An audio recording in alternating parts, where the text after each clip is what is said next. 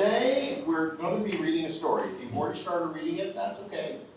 I'm going to read it out loud, just so we can kind of soak it in all together at the same time. It is a story that is a little different, and it will take some interpretation, just like we did when we were looking at the song Awesome God. It's a story that is one of my all-time favorites. It comes out of a book called Ragman and Other Cries of Faith. I bought this thing 39 years ago because I was so impressed with this story. You know, this story was the one that made me want to have more of his writings. His name is Walter Wandron Jr. He passed away 2 years ago from cancer, but he spent most of his life as a writer of Christian literature, also children's books, again, Christian children's books. So he's really a neat guy. He was a Lutheran pastor for a little while in Indiana, and that's where he spent most of his time. But what we're going to do is we're going to take a look at this and decide what we think about the way he thinks about Christ, and by inference, God as well. So if you don't mind, if you've got a copy, I only have 30, so if they're all passed out, just find a friend and share. But I'll go ahead and read it out loud, and then we will start talking. Not just me, all of us will. Ragman. I saw a strange sight. I stumbled upon a story most strange, like nothing in my life, my street sense, my sly tongue had ever prepared me for. Hush, child. Hush now, and I will tell it to you. Even before the dawn one Friday morning, I noticed a young man, handsome and strong, walking the alleys of our city. He was pulling an old cart filled with clothes, both bright and new, and he was calling in a clear tenor voice, "Rags!" Ah, the air was foul and the first light filthy to be crossed by such sweet music. "Rags! New rags for old! I take your tired rags! Rags!" Now this is a wonder, I thought to myself, for the man stood 6 feet 4, and his arms were like tree limbs, hard and muscular, and his eyes flashed intelligence. Could he find no better job than this, to be a ragman in the inner city? I followed him. My curiosity drove me, and I was not disappointed. Soon the ragman saw a woman sitting on her back porch.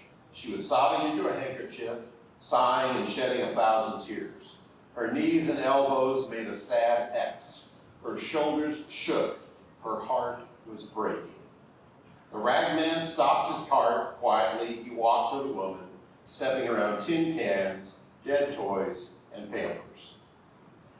"Give me your rag," he said gently, "and I'll give you another." He slipped the handkerchief from her eyes. She looked up, and he laid across her palm a linen cloth so clean and new that it shone. She blinked from the gift to the giver. Then, as he began to pull his cart again, the ragman did a strange thing.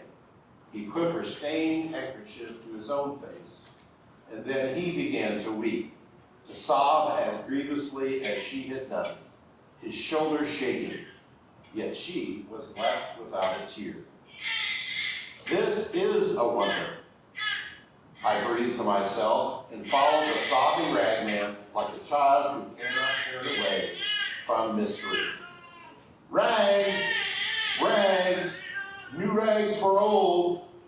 In a little while, when the sky showed gray behind the rooftops, and I could see the shredded curtains hanging out black windows, the ragman came upon a girl whose head was wrapped in a bandage, and whose eyes were empty.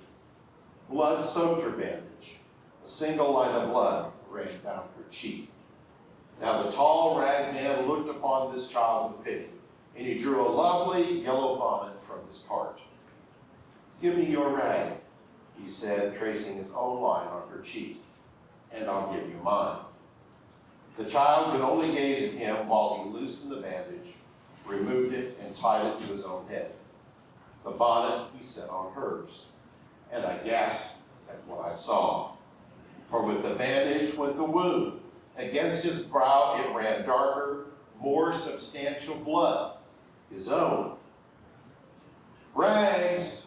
Rags! I take old rags!" cried the sobbing, bleeding, strong, intelligent ragman. The sun hurt both the sky now and my eyes. The ragman seemed more and more to hurry. Are you going to work? He asked a man who leaned against a telephone pole. The man shook his head. The ragman pressed him. Do you have a job? Are you crazy? Sneered the other. He pulled away from the pole, revealing the right sleeve of his jacket flat, the cuffs stuffed into the pocket. He had no arm. So, said the ragman, give me your jacket, and I'll give you mine. So much quiet authority in his voice. The one-armed man took off his jacket. So did the ragman, and I trembled at what I saw. For the ragman's arm stayed in its sleeve, and when the other put it on, he had two good arms, thick as tree limbs, but the ragman had only one. Go to work, he said. After that, he found a drunk lying unconscious beneath an army blanket, an old man, hunched, wizened, and sick. He took the blanket and wrapped it around himself, but for the drunk, he left new clothes. And now I had to run to keep up with the ragman. Though he was weeping uncontrollably and bleeding freely at the forehead, pulling his cart with one arm, stumbling for drunkenness, falling again and again, exhausted, old and sick, yet he went with terrible speed. On spider's legs, he skittered through the alleys of the city, this mile and the next, until he came to its limits, and then he rushed beyond. I wept to see the change in this man. I hurt to see his sorrow. And yet I need to see where he was going in such haste, perhaps to know what drove him so. The little old ragman, he came to a landfill. He came to the garbage pits. And then I wanted to help him in what he did, but I hung back, hiding. He climbed a hill. With tormented labor, he cleared a little space on that hill. Then he sighed. He lay down. He pillowed his head on a handkerchief and a jacket. He covered his bones with an army blanket. And he died. Oh, how I cried to witness that death. I slumped in a junked car and wailed and mourned as one who has no hope, because I had come to love the ragman. Every other face had faded in the wonder of this man, and I cherished him, but he died. I sobbed myself to sleep. I did not know. How could I know that I slept through Friday night and Saturday and its night too? But then on Sunday morning, I was wakened by a violence. Light, pure, hard, demanding light, slammed against my sour face. And I blinked, and I looked, and I saw the last and the first wonder of it all. There was the ragman, folding the blanket most carefully, a scar on his forehead, but alive. And besides that, healthy. There was no sign of sorrow or of age, and all the rags that he had gathered shined for cleanliness. Well, then I lowered my head, and trembling for all that I had seen, I myself walked up to the ragman. I told him my name was Shame, for I was a sorry figure next to him. Then I took off all my clothes in that place, and I said to him with dear yearning in my voice, dress me. He dressed me. My Lord, he put new rags on me, and I am a wonder beside him, the ragman, the Christ.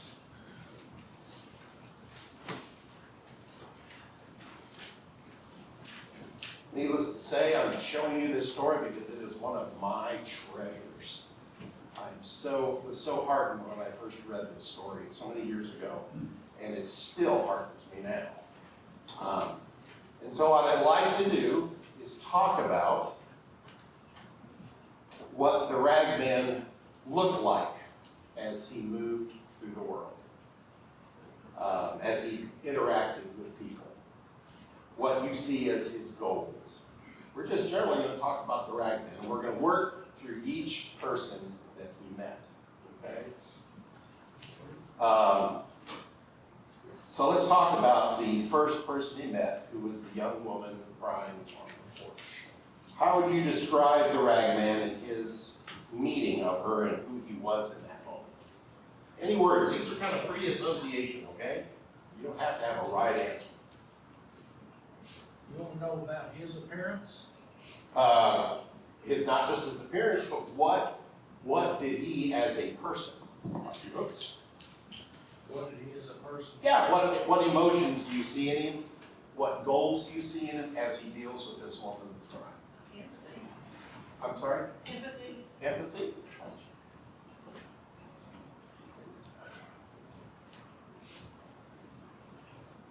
Empathy with anybody specific?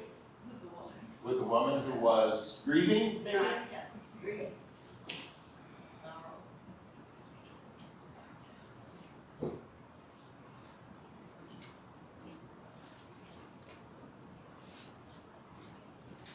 Anything else? Did you notice about the ragman? He was very healthy, Okay. young, strong.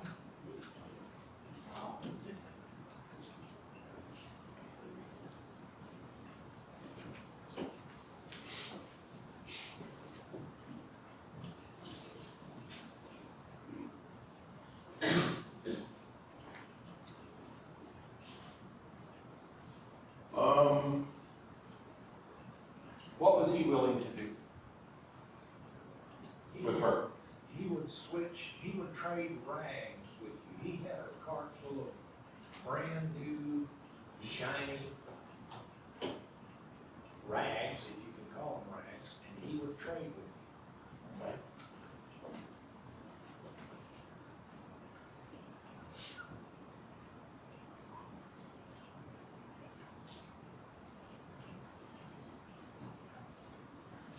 What was the consequence of that trade? Well, not only traded rags, but he took her sorrow.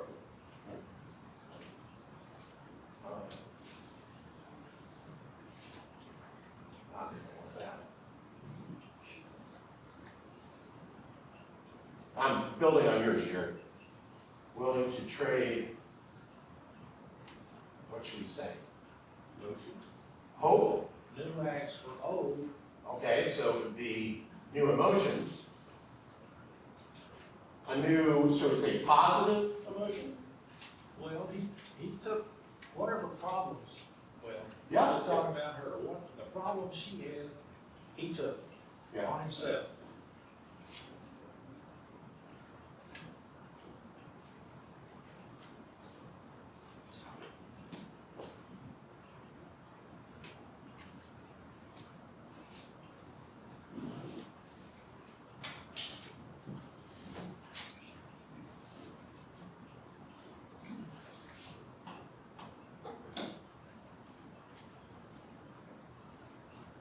He didn't just say everything's gonna be all right. No. When he walked away, she wasn't crying anymore, but he was. Perfect. It reminds me of my earlier life after the war. Uh-huh. I had no food, no clothes, I had no shoes. I wore rags on my my feet. I wore rags and I had to go to work every day Yep. to learn to trade. So you were where she was, I was like he was. like he, or you were where she was. You were in loss. You had lost everything, right? Right. Right, and that's what she had done. And I had no way to get to this music Right, right. until 1948. Yeah, that's a good example. That's a good example. Anything else you'd like to add about his encounter with the grieving woman? He changed his approach from shouting loud and clearly to talking quietly and gently. Oh, he did. He did. So he approached. Maybe he approached the way that she needed him to approach. Yeah. I'll just say he approached with gentleness. How's that? Is that okay?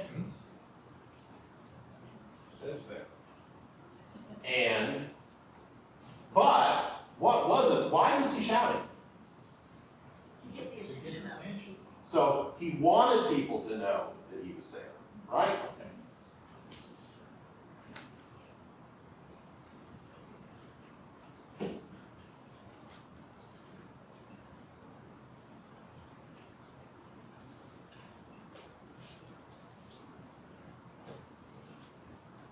Okay, let's go ahead and move on to the next one.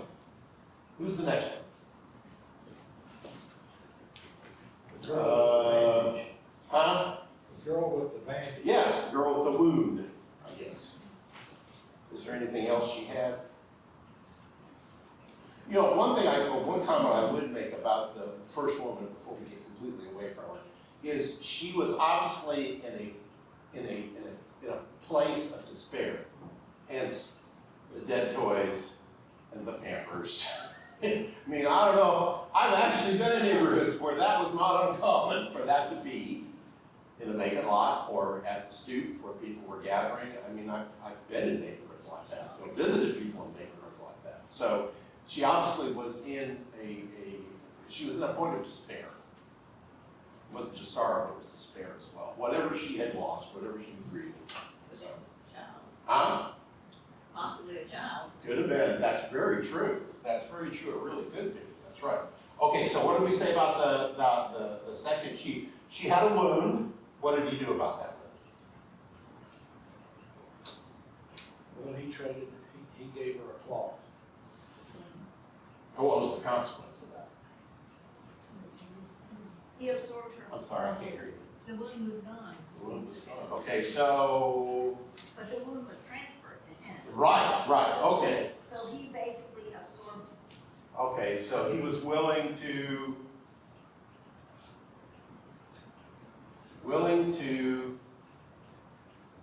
heal her. That's what the consequence of the clause was, wasn't it? I'm just not trying to put words in your mouth, but it seems like when he's handing these things out, they solve problems. So, is that okay, Jim? I was gonna say that he took her rag, but gave her a bonnet. Oh, yeah. Something very nice, compared to what she had, but at the same time, he took her wound completely away. Yeah, okay, so he was willing to accept wounds,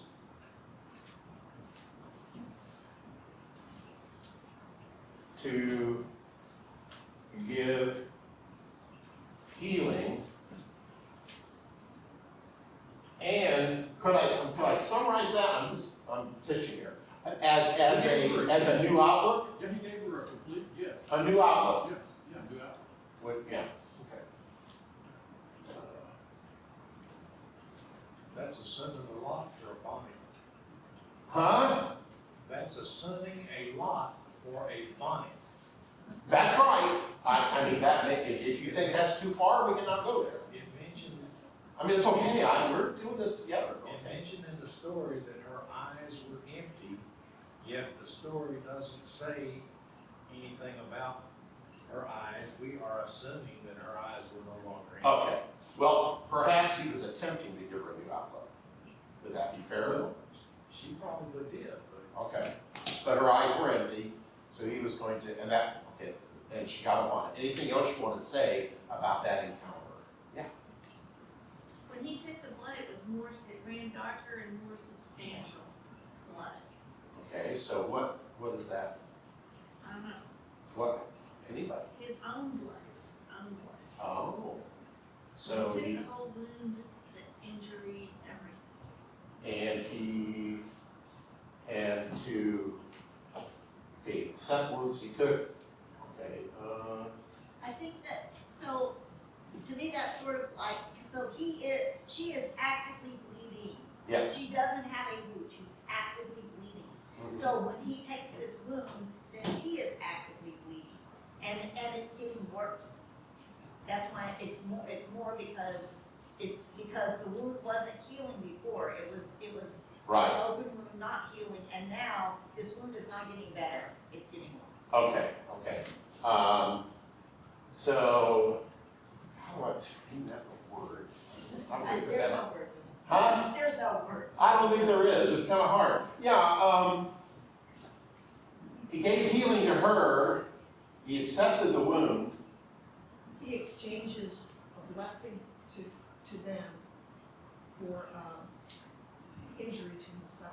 He Okay. takes on their injury. Right. Okay, He takes on their injury in exchange for the blessing that he gives to them.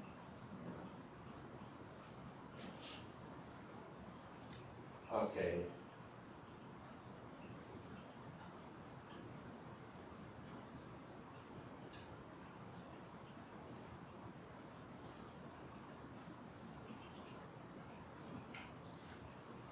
I'm gonna put healing here, under blessing, just to be more specific. For her injury, is that fair? Exchanges a blessing for her injury. Okay. Feel like we got that one pretty well. Anybody else notice anything? I didn't make a list of this, I waited till today to do it with you, so. Anything else about the young girl? Okay. Okay, now let's go to the really interesting one. When I first read this part, I was really shocked. I mean, the very first time I read this, I was like, what? Whoa. This is the guy leaning against the pole.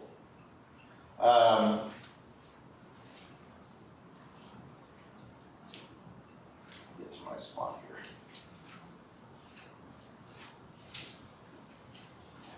One thing I found really interesting with this man, this leaning against the pole, is what the ragman asks him first. It's like, usually when you have somebody that's not working or whatever, asking them if they're going to work could be considered a rather sarcastic remark. I mean, I'm just knowing in my experience, I probably wouldn't have led with that question. Okay. Why do you think he did?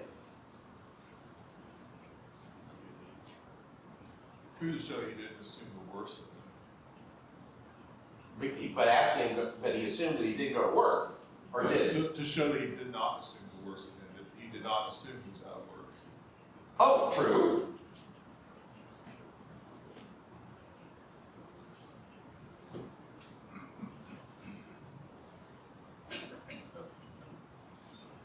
Okay, doesn't assume the worst.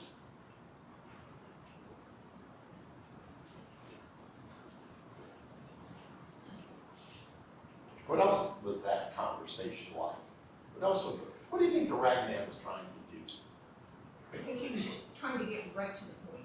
Ah, You know, another thing he could have said is, I noticed you only have one arm. You know, he's really getting to the crux. okay, okay. But the next thing it says is, do you have a job? Which is almost the opposite of Yeah. are you going to work? It's almost like, you know, you said you weren't going to work, so are you telling me you do nothing? I mean, that's almost insulting. Yeah, I know, that's That's the opposite of the first question. If the first question in some way has compassion, that question has no compassion. yeah, it's really an odd encounter. It really is. I'm going to jump ahead a little bit. Let me just jump ahead a little bit, and then we can get back to it later. But I'm going to jump ahead a little bit. Do you remember, and I've got it written down which one it is, but I don't remember it myself. Do you remember the time when Jesus met a blind man, and the first thing he asked him was, what do you want me to do for you? Now, that's unique to that particular miracle. No, he doesn't do that to anybody else. And I've always wondered if he was trying to get the guy to really examine what he needed most. And I'm going to jump into another story, but not for long. There was, I think it was in the movie The Robe with Richard Burton. I don't know if any of you seen it. That's a long time ago. Some of you weren't even born yet when that one came out. That's a long time ago. But as I recall, I think it was that movie where or it might have been her. Either way, there was a woman who knew Jesus and had met Jesus. She was unable to use her legs. And the protagonist in the story goes up and says, why did you ask Jesus to heal you? and heal your inability to use your legs. And she said, he did heal me. And the guy's going, what? And she says, he healed my heart. He cast the bitterness from within my heart so that I could embrace life, which I never had done before because I've always been bitter. You know what I'm saying? So it was like, and that's that story, fictional story, as with the blind beggar who he asks, what do you want me to do for you? And Jesus is going for the point. What do they really need in those stories? And anyway, yes, Jerry, I'm sorry. This guy needs the bitterness cast from his heart because it says that he sneered as he Oh, yeah. answered. And you usually don't sneer unless you're trying to get some point across. Yeah, that's right. So, so could we say the ragman dealt with both emotional and physical evil? Is that fair?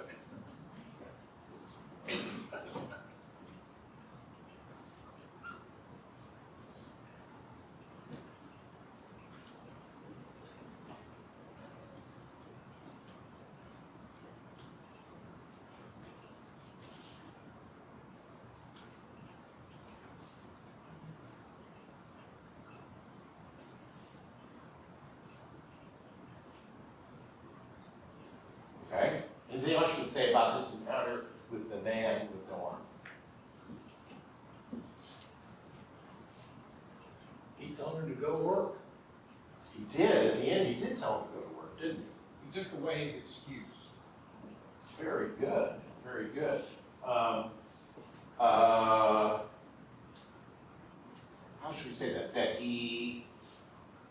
How about he took away his excuse? Okay, that's fine. Good enough, man. That's fine. Or equipped him for work. Yeah, that too. It reminds me of the man at the pool of Siloam, where Jesus asked him, do you want to be healed? And Yeah, that's very good. it's like he had given up or something. And how did you put it? He did what? Equipped him And for work. sorry. Spell here, equipped for work. Yes, that's one of the scriptures I was going to reference later. That is true. Because that's another place, now get up and in that context, take up your mat and walk. Same thing. And and especially when it was the Sabbath, that was work. So actually he was implying that when he did that with these people. Now you can do things, but we're going to talk more about that. Anything else about this encounter? I would add that it seems like the ragman's willingness to take on people's burdens is profound. Would you say that's true? Especially after the last one. Yeah. Oh, yeah. So I'm going to put empathy as profound. Empathy and sacrifice, sacrificial, profound. Okay, let's move on to the last guy. The old man in the boat. He wasn't even in condition to communicate. No, he wasn't.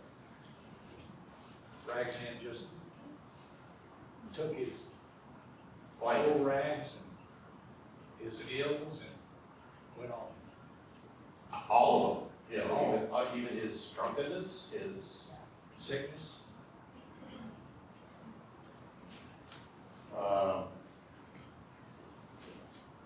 deals with emotional and physical healing, also what would you call that? The drunkenness, what would you call that? Addiction. Addiction, let's do that, yeah, also addiction.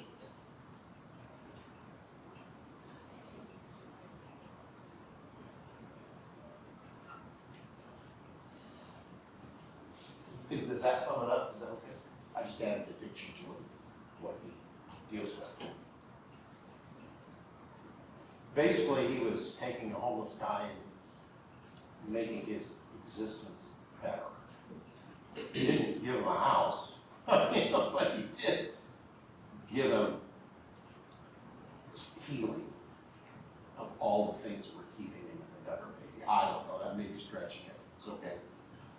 Anything else you'd like to say about the guy in the gutter? And we might have already said something, so that's okay. Yes? On that last one, he helped that guy without the guy even knowing at the time that he needed help. Wow, yes. He helps even without request.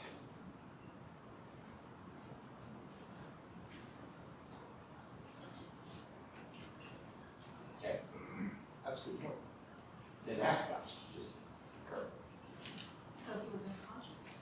Yeah. No reason to ask the person who's unconscious. Right, but again, people do things funny, let me tell you. Wake up, would you like some help? Do you need something to eat? Things happen, they do, but he did do it. He did wait for the guy to ask him. And actually, none of the other ones asked for help, did they? I just didn't realize that until just now, when you mentioned that. I think if you go backwards, none of them asked for help. He met them where they were, and he offered them things that they needed. Okay, as we go to the end of the story, just your observations as we go to because after the drunken man, he goes where? To the city dump. To the city dump. I'm going to talk a little bit more about that in a minute. But if you have any comments, please. Any comments about the last? If you don't, it's okay. Yes. We wanted to help the man, but he hung back. Oh, yes, our observer. Yes, very true. Very true. Why? It's typical. Okay, give us some more. Just take my time here. He was Oh, yeah. timid, he was afraid, embarrassed, I don't know. Yeah. Human nature. Yeah, kind of was. So there's a contrast between the observer and the ragman. One is just watching, one's a spectator. He yearns a little bit to help the ragman, but he's still a spectator. He doesn't ever step in. That's it. That's a real good observation. Yes. I was going to say the right man chose a lowly place to go rather than some glorious place to go. When he chose the dump. Yes. And what did you have to say?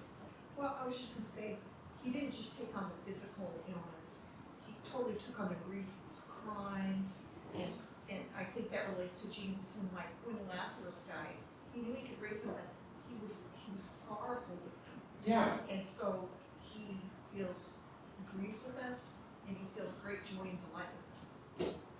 That's Just very as true. his record. That's right. Yes. Well, I've not said anything because I have a pretty good idea where you're going. Hey, listen, it's okay. All we're doing, it's like we did the first time, second time, we're exploring a piece of literature that is talking about Christ, because that's what he says at the end. He tells us we don't have to figure it out. And I'm just going to look at who this person is that he's describing. When I think about the ragman going to the dump, where did Jesus go? He went to the cross, which was the most despised place in the society, Very much so. and died the worst way a person could die, the most humiliating way. Where would you want to die? In a garbage dump, or would you rather die surrounded by your friends and family and loved ones? Yeah. And so everything about this, the woman that was bleeding, I'm thinking about the woman that had the issue of blood, and I thought too about the man at the pool and all of those. But, all of this, when you put it all together, it's exactly who Jesus was and what he did for us, for all. So you like what he wrote? But it's a different way of looking at it. It definitely is. Okay. Yes. I think it's important. Oh, I'm going back behind you. I'm sorry. I'll get you next, I promise. This whole story reminds me of Isaiah 53. Oh, yes. And the guy that's watching, reminds me of Peter. You know, it reminds me that Peter is, says, they're not gonna take you, Lord, and he even cuts off an ear. Yeah. And then he keeps his distance. And he's, because he's seen Jesus do all this. He's followed him for 3 years. He's seen Jesus do all this. But when the rubber meets the road, he backs away. And so he comes back to him, of course, and addresses. Yeah. Jesus addresses him. Yes. I think it's one of the sentences that really brings out to me what you asked about what the person who's observing is thinking. So it's going along and you do think he's like somehow interested, but it says only that after he reached the garbage pits, then he wanted to help him. It's kind of almost cynical. Yeah. And then I wanted to help him. Yeah, it kind of is. Yeah, before that, it's like, what the heck is he doing? Why is he doing all this stuff? So, Then he wanted to help. so do you see any negatives of the way he's describing Christ? Okay, because the cat's out of the bag. We saw it at the last line of the story. I wasn't hiding it from you. Yes. I thought the analogy broke down when he mentioned that the rag man had a scar on his head. But then I started thinking, after Christ's resurrection, he still had his wounds, Yeah, he his arms and his legs and his side that he showed to his disciples. Mhm. So I had to retract my. Hey, we were going to get to there. Believe me, you're just getting there ahead of me. And that's exactly my point. I have 11 pages of scriptures that this thing infers or doesn't directly reference, but that's one of them, is that the scars have to do with Thomas's encounter, the disciples' encounter. He shows his body to the disciples when he goes to the upper room the first time, and that's part of how they go, oh, he's not a ghost, this is him, it's important. And he was folding up the blanket, and when they went to the empty tomb, they found him neatly folded. Yeah, that's right. Piece of cloth. That's right. And then, of course, you have Thomas, who felt the wounds and went, oh, now I believe.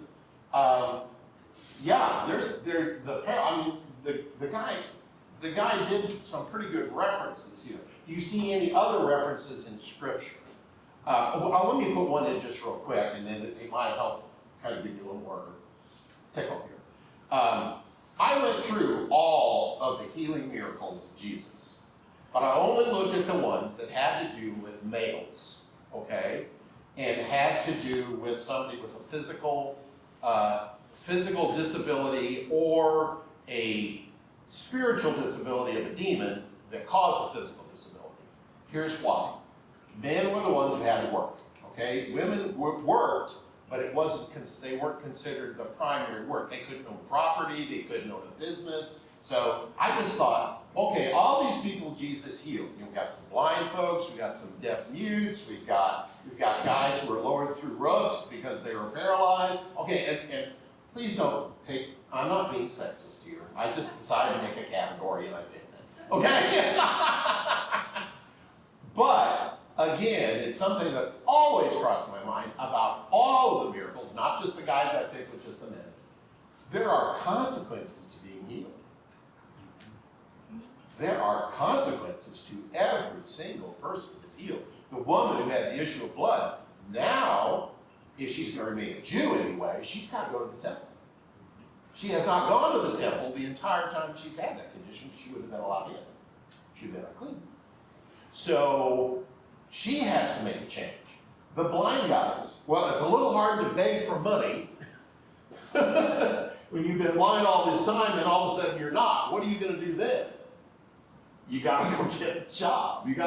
Or you got to find another disability real quick that you can beg for, right? Broken leg, whatever. But I'm just saying, it's more than just the healing. There is a lot more happening, and I think that's shown in the guy without the arm. Go to work. It isn't just I'm giving you an arm back. I'm giving you your life back. I'm giving you your ability to have the job that will give you sense of self that you need to move through life, you know?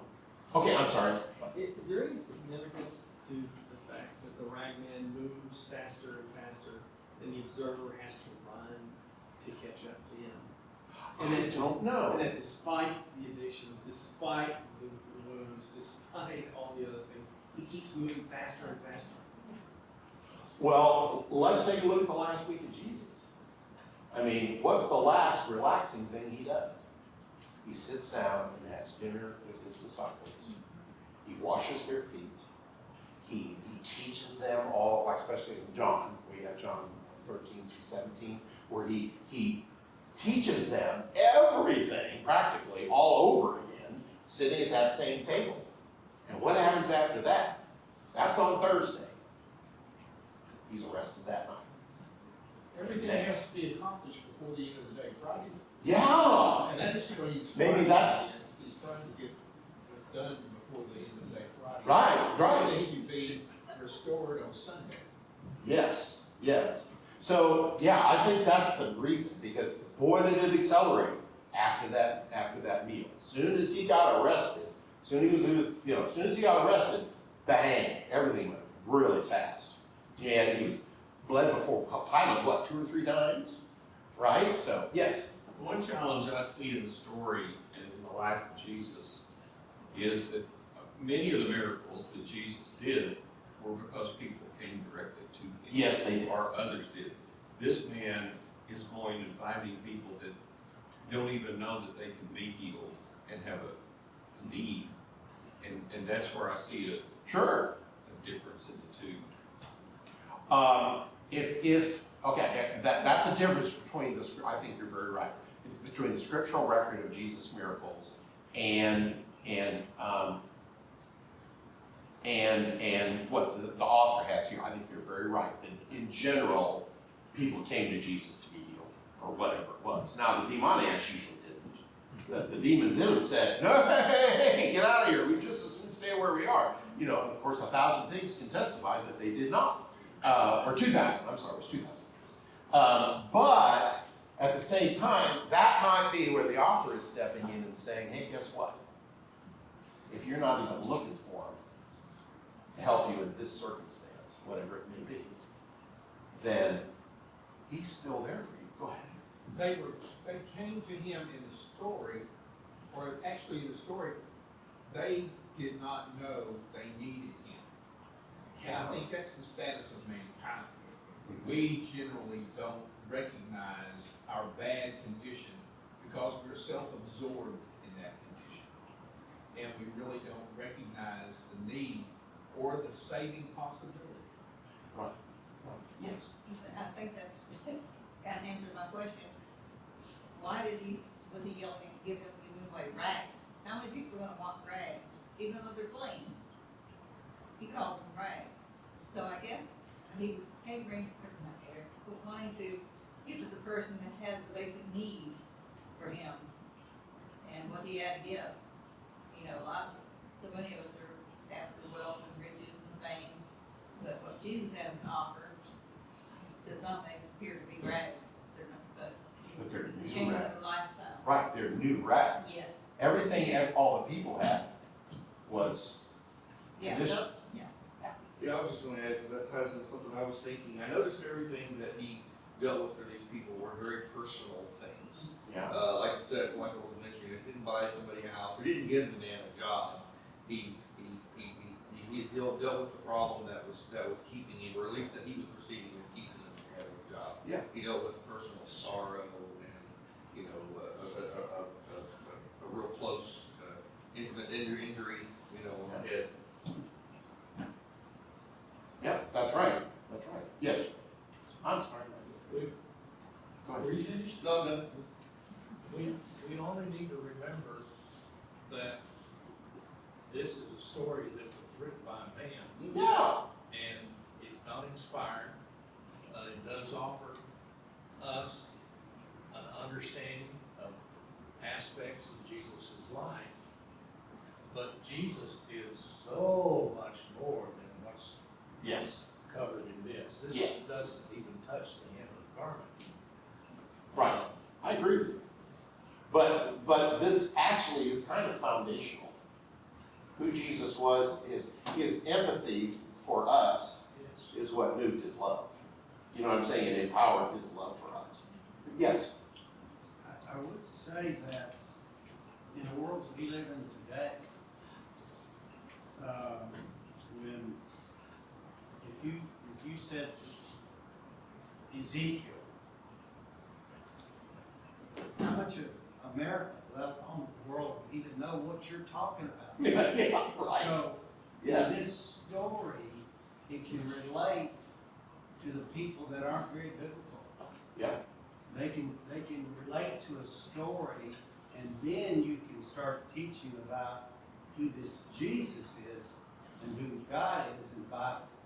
Mhm. So I think there's a real help there for the uninformed.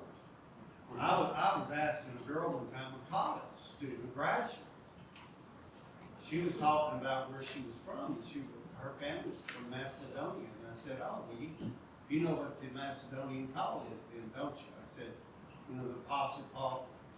And I said, "You know who the Apostle Paul is, don't you?" She didn't know who the Apostle Paul is.